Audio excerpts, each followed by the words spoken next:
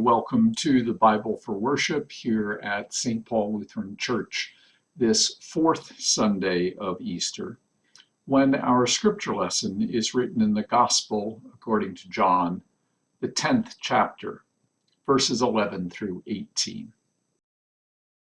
Jesus continued to say, "I am the Good Shepherd. The Good Shepherd lays down his life for the sheep. The hired hand, who is not the shepherd and does not own the sheep, sees the wolf coming and leaves the sheep and runs away. Then the wolf snatches them and scatters them.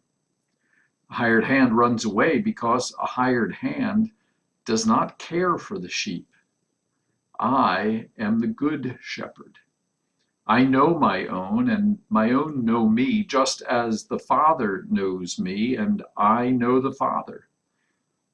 And I lay down my life for the sheep.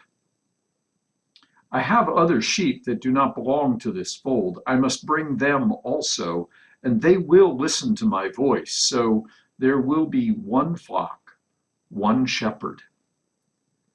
For this reason the Father loves me, because I lay down my life in order to take it up again.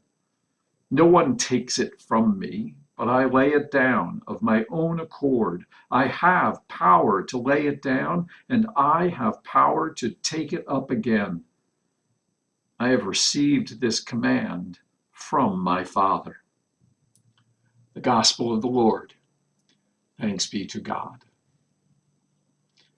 "I am the Good Shepherd," said Jesus.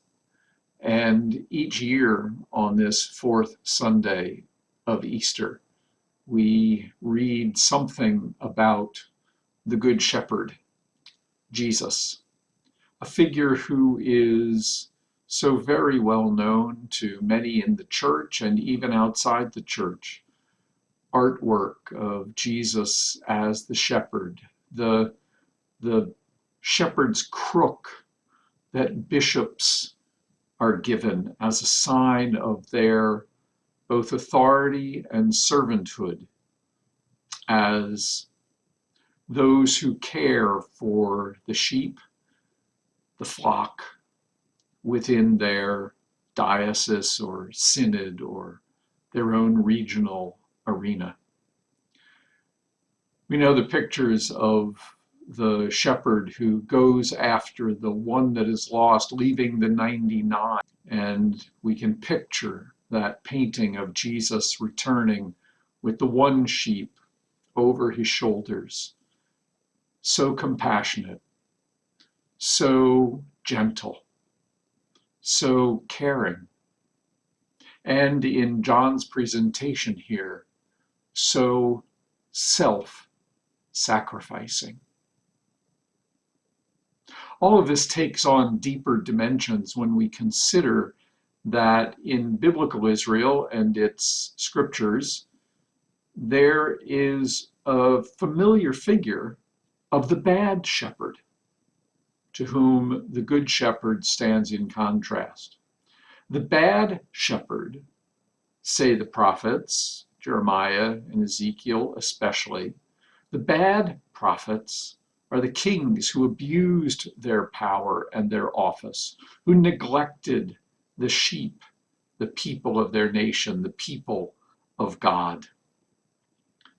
The model shepherd, of course, is King David, to the extent that God says to David, "I took you from behind the sheep, from the pasture behind the sheep, in order to be prince over my people Israel." From shepherd to shepherd, shepherd of sheep, shepherd of the nation.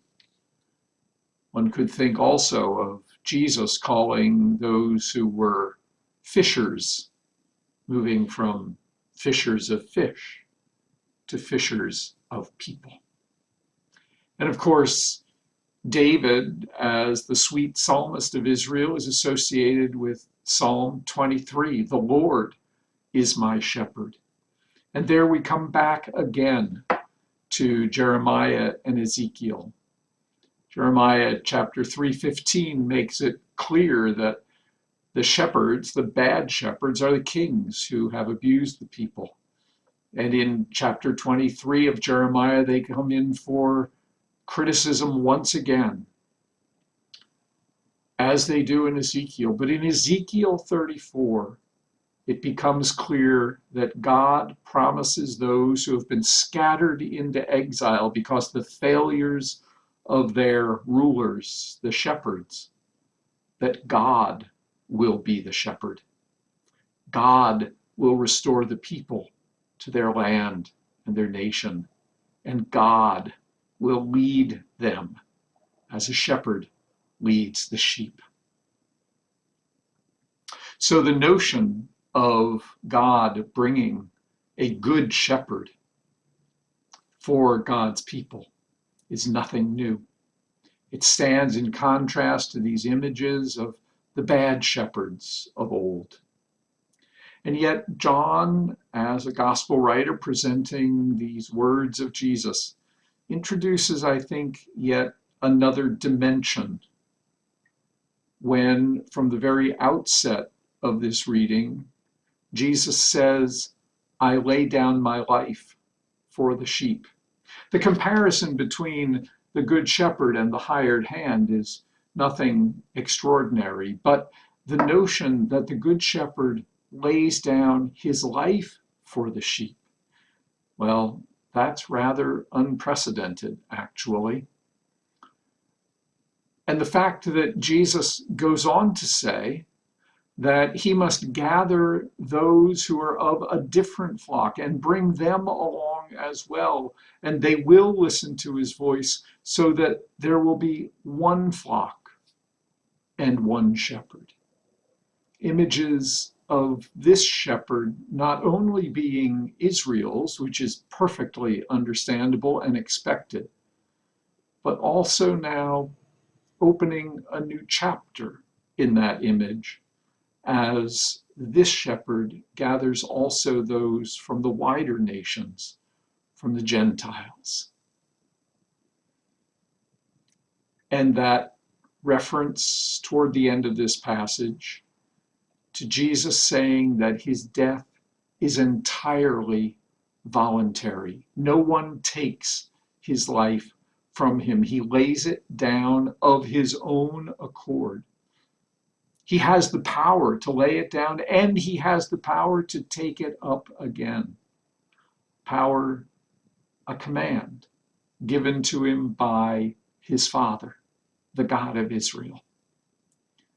And again, John, as a gospel writer, building out this image of Jesus voluntarily going to the cross, where he has said, when I am lifted up, and he means on that cross, when I am lifted up, I will draw all people to myself, the Good Shepherd. God bless.